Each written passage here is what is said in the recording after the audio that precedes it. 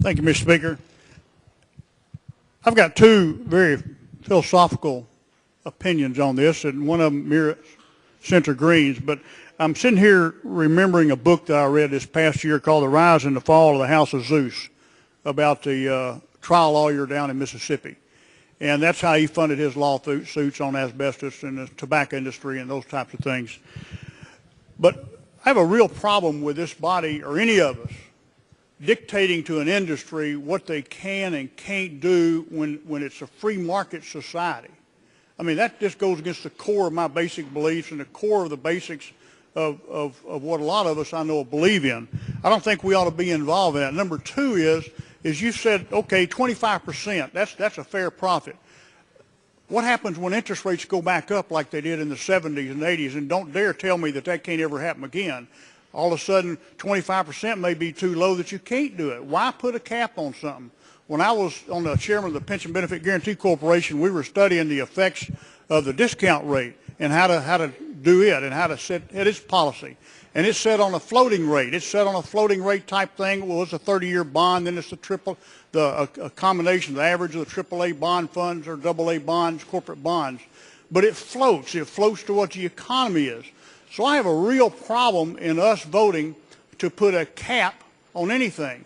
If you think 25% is fair, well, maybe I think 10% is fair, or maybe 50%.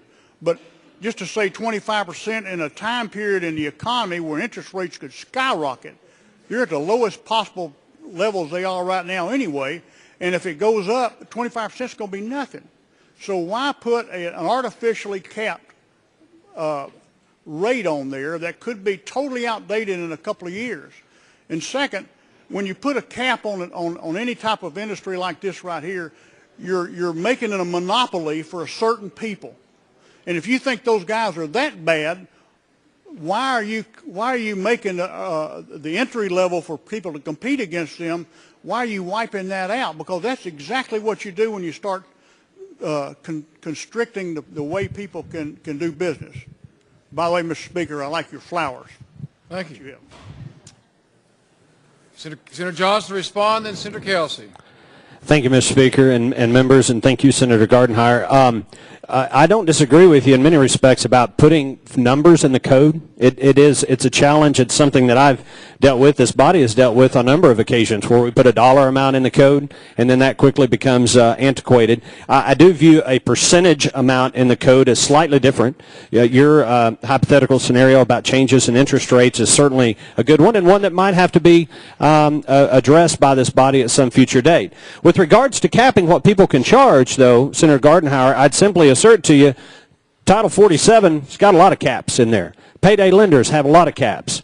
Title pledge companies have a lot of caps. It is not a foreign concept for this body and this General Assembly to set caps and usury rates on lending in the state of Tennessee. It's been done before, and this would be very consistent. And in fact, I would submit to you that this process right now, with no regulation, no oversight, with lawsuit funders being able to charge hundreds, in some cases, hundreds of percentage points per year on the money that they advance, that is the outlier. That's the outlier in the state of Tennessee, not what we're trying to do now. What we're trying to do now will take this entity, this process, out of the wild, wild west and provide a degree of normalcy as we do in other areas of finance in the state of Tennessee. Thank you, Mr. Speaker.